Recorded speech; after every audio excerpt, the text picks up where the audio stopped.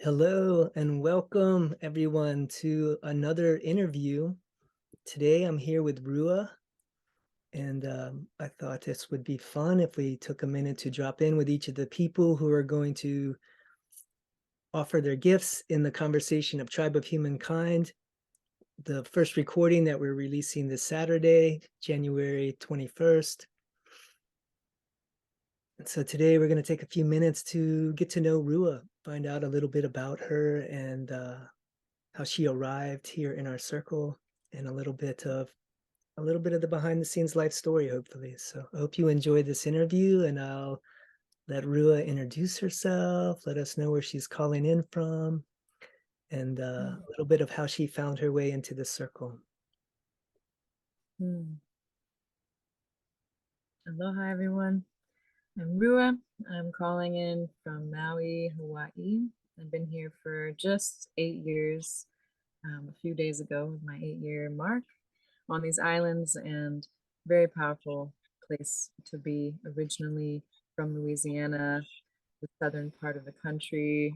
Grew up as an only child, raised in a very religious household, in front of a TV, eating TV dinners, and now in a very beautiful paradise land. I call it Eden.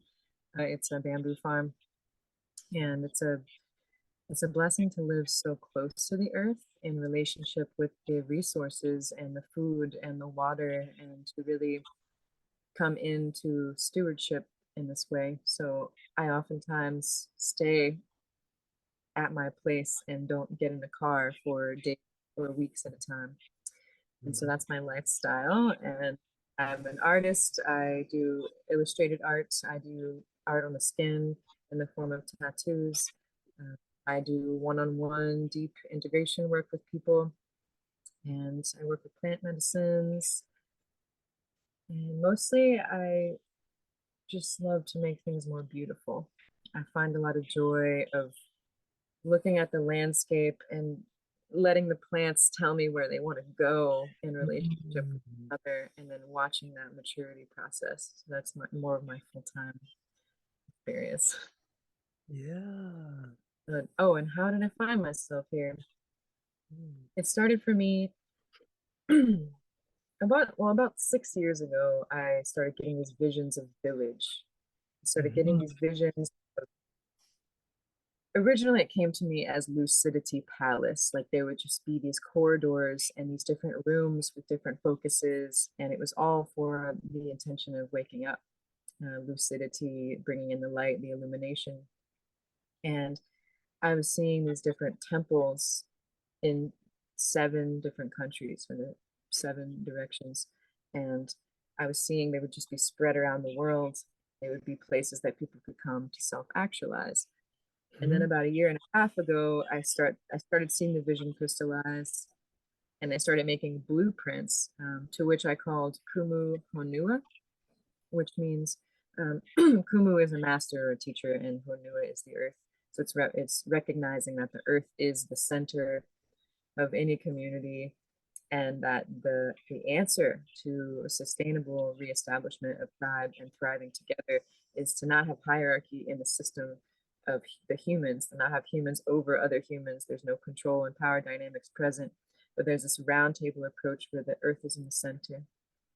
So as soon as I started making these blueprints and calling this in, that's how I feel that I got here. I've just been seeing these global visions and seeing these global networks and focusing on the immediate homestead, which I think is the most important part. Our immediate community is the most important part. And then going out from there and magnetizing and attracting like minds that want to have these conversations so that it's more common. So Yeah. sure. Ruah, I love it. It's so cool to see like how similar our visions are, and how much they already align before we even meet each other. And that's so encouraging to come across someone who's holding such a clear vision of that. I know you've put a lot of words, put a lot of detail into that blueprint that you talked about. Would you like to kind of speak a little bit more of how well you've organized that? Or yeah. Yeah. It feels like a living document. So Hmm. right now it's 13 pages. And to be honest, I went so deep into the philosophy and the theory around systems and structures of community and what I've seen work and not work. I recently went to Costa Rica to sort of have an experiential um, field study, if you want to call it that, with a village down there called Pachamama, which has a Hmm. 150 to 100 people at any given time, which I see the potential of this land growing into. Mm.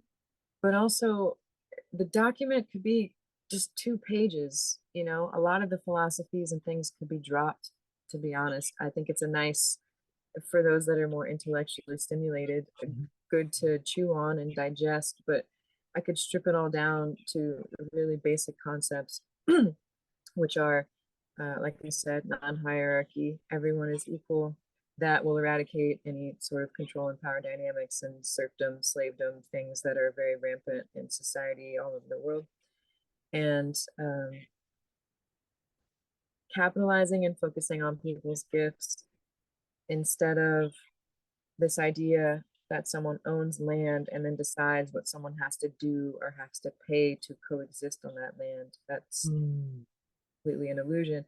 But actually, where we're headed, where I see where we're headed, um, is the system where we come in and we have an offering, we have a gift, and the more diversity we have and the more unique gifts we have, the more of a thriving system it is.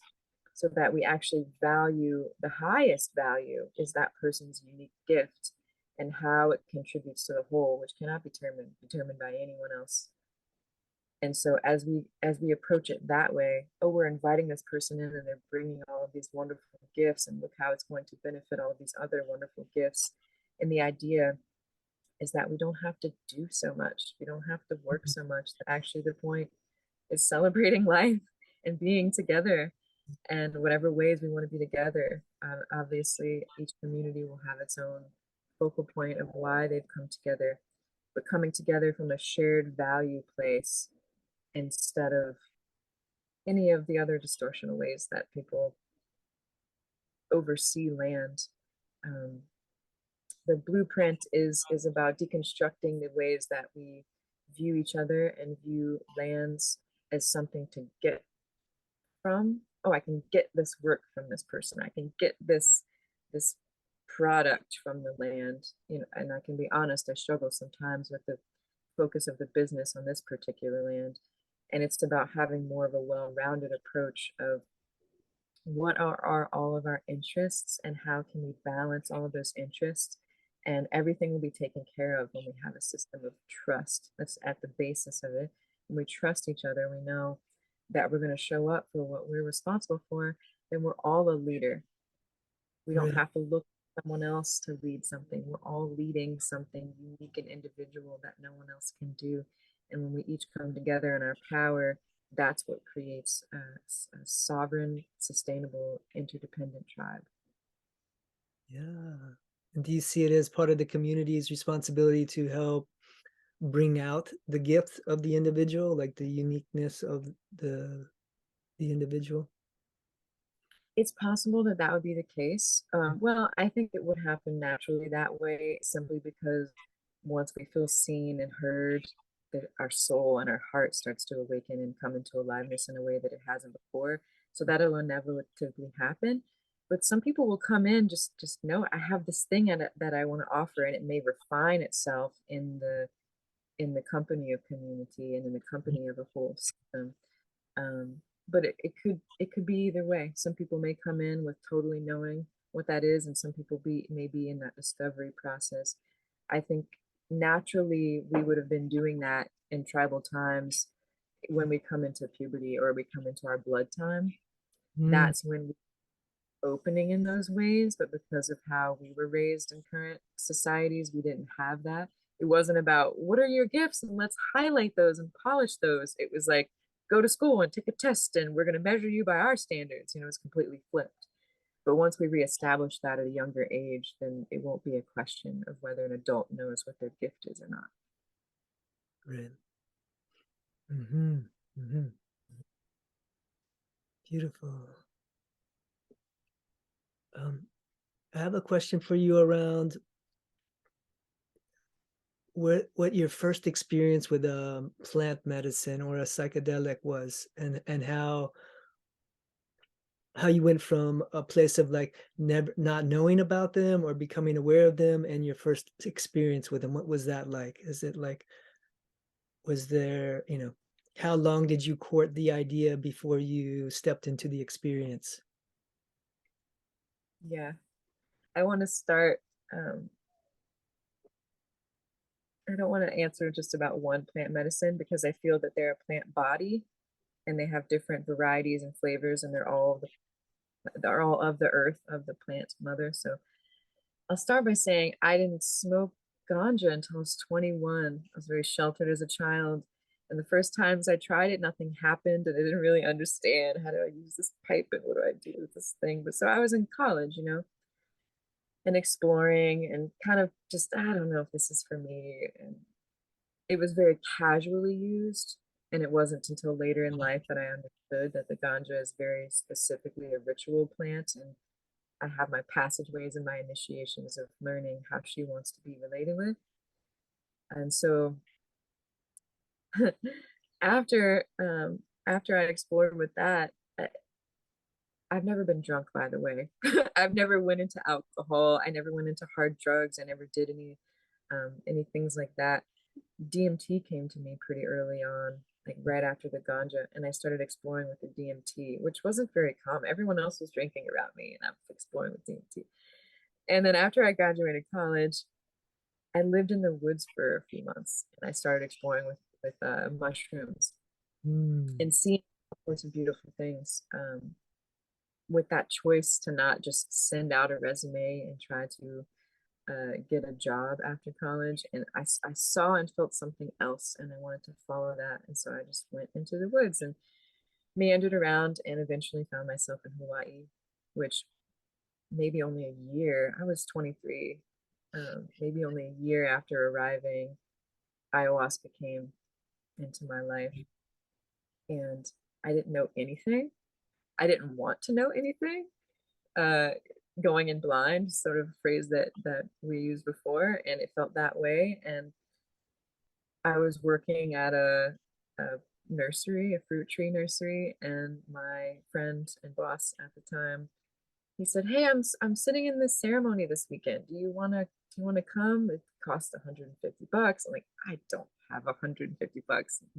He said, I think you should be, can I pay for you? I think you should be there. Like, he was really adamant about, I really feel I want to bring you and I'm willing to pay. I'll take it out of your paycheck next week. Don't worry about it. Like, I'll front the money. Okay. So we get there and I don't know anything about it. And I'm like, so what happened? What do we do? And I'm like, you'll He's like, well, like someone serves us this thing, and they're like, yeah, and then he sings. I'm like, he sings? He sings to us? Like, wow, we drink something and then he sings to us. I don't know what was going on. My first time with ayahuasca was the most blissful experience that I've never heard anyone have such a blissful experience with their first time of ayahuasca. I couldn't feel the difference between the end of where my skin was and the beginning of where the air was. mm, And I was just dancing all night, to be honest. I was just in this heightened bliss, ecstatic state. And that experience has been just like a north star, like a guiding light, a lighthouse for a continual deepening that I've been in with that plant, and it's different every time. It's just the most unpredictable, mysterious, transformational mm. plant that I know of, and I've been, yeah, working with it for 7 years actively, and she's, I can say she's my greatest teacher and greatest ally, and she's saved my life so many times. If I'm off the path, she just corrects me in the most gentle way and shows me exactly what I need to see to come back into myself. So, yeah. Yeah, thank you. Thank you. It's Mhm. so fun to hear that journey, how you arrived there. And well, maybe we'll start to bring this interview to a close. We'll keep it short and sweet. But one last question before we go, just to, I'm curious if you have a memory of like what you would call your first spiritual experience is like, maybe even as a child or whatever, like when was when was your earliest memories of connection with the other or the Mm, or, yeah. yeah, I have a memory of being in my dad's garden. So my dad, he would grow strawberries and squash and sugar cane and all kinds of beautiful greens and tomatoes, very lush garden. And I remember one day kind of playing around, hopping between the garden beds, and I could hear a voice. I tried to tell my mom about it. And she's like, "What, you're hearing voices? What are you talking about?" But I could hear the voice of spirit. I could hear guidance coming through. And it was maybe 5 or 6, Wow. And I remember in the garden and hearing a voice. And if I had an inquiry or a question and I'm playing around, I could hear distinct yes and a distinct no. And Mm, it was a voice of my own. But I didn't understand it at the time. And of course, I wasn't surrounded by spiritual beings that could tell me what this was. So I sort of pushed it away. But that was the first time. Yeah, I hear something. I hear guidance. I hear a voice. Something is speaking to me. And mm, that's yeah. Thank you. mhm. Thank you, Rua. Mhm. Appreciate you sharing so deeply about so many different aspects of your life and how they all create a beautiful tapestry around you of kind of one same energy that's been courting you and that you've been courting throughout your life. And really happy that we've connected and that you're willing and excited to be participating in this group discussion that we're having with Tribe of Humankind, and grateful and excited about both the one that we're going to share with the public this Saturday and the future conversations to come. And so I want to thank you for today, for taking some time out of your morning there in Maui to drop in with us and share some more about yourself. And thank you for being a part of this. Yeah, it's very important, and I feel grateful. We'll see you soon. And thank you, everyone else, for listening. We'll meet back with you shortly. Bye bye.